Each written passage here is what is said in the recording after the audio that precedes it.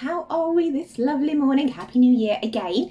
We are roughly 10 days into January now. If you are watching this when I have recorded and uploaded it, it's 2022. We are a week in, and I thought this was a good time to talk about those New Year's resolutions. So if you're ready, let's get into it.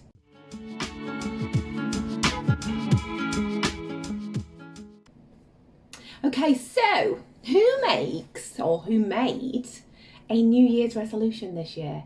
I used to be that person. I used to make New Year's resolutions all of the time. I was that person. I would have I'm going to stop biting my nails. I'm going to stop chewing my hair.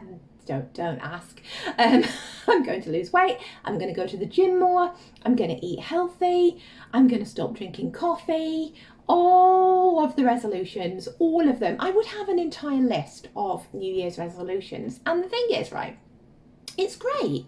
It's great for the first week when you're hyped up for the new year and you're thinking about all these changes you want to make. But then what happens when you are roughly a week in, like we are now? You get to about 10th, 14th of January and you've broken them already. By that point, you then beating yourself up, berating yourself, feeling negative, all of those horrible critical thoughts are in your head again. I said I was going to eat healthier this year and I've just had a piece of cake, so I'm useless. I said I wasn't going to drink as much coffee this year and I've literally had a coffee every single day in January. I've got no willpower. It's ridiculous. Can't do anything right. I may as well just give up now. How many times have you said those kind of things to yourself? How many times have you replayed those stories in your head? And that just feeds in to the negativity, to the critical chatter, to the mindset that we don't want, to the things that I am trying to stop you from doing.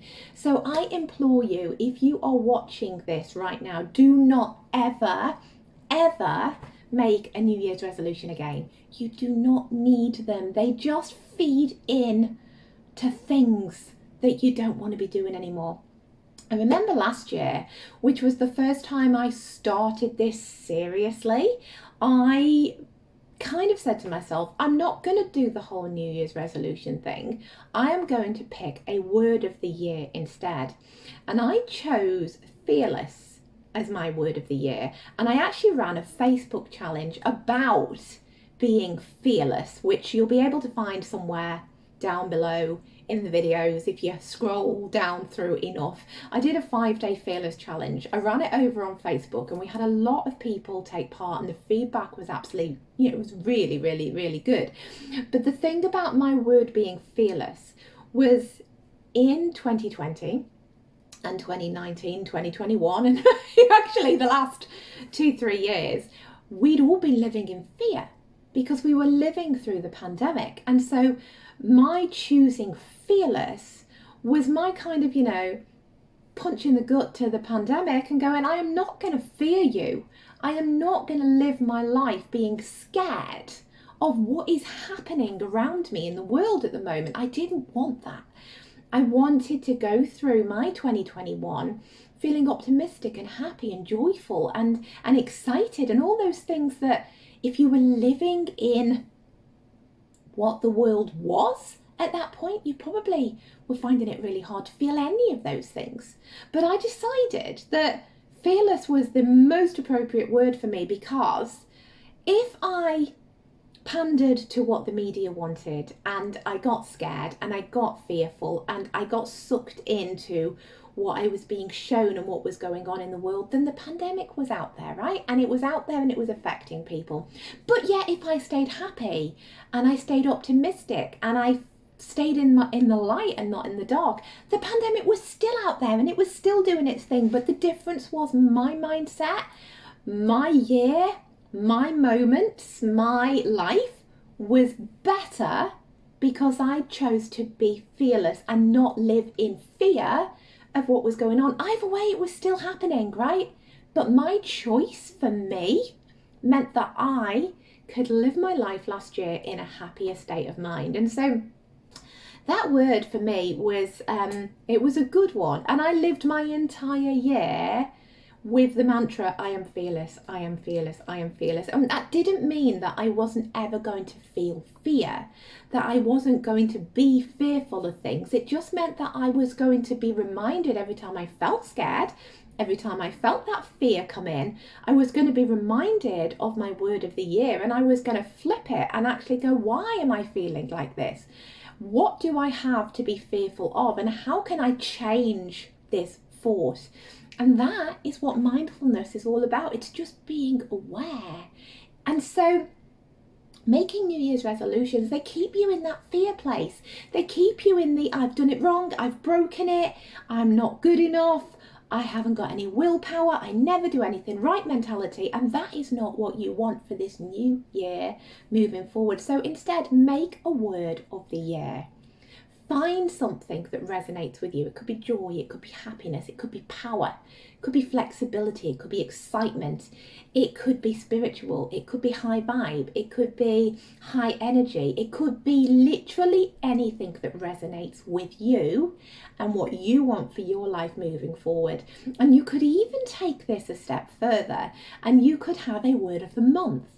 So depending on what's going on in your life at the moment, you could have your overarching word of the year, but you could also have 12 different word of the month that you want to live your life by, and that you want to remind yourself of every time something happens that makes you feel a little bit down, a little bit negative, a little bit critical. You need to remind yourself of your word. So, you know, if you are somebody who doesn't have a lot of self-love and is actually hypercritical of yourself all the time, your word could be, it could even be an affirmation, it could be, I am lovable. And so every time a critical thought comes in and you berate yourself for something, you remind yourself that you have chosen, I am lovable, and you bring yourself back to that place, and you remind yourself of that word or statement of the year, of the month, of however you want to do it.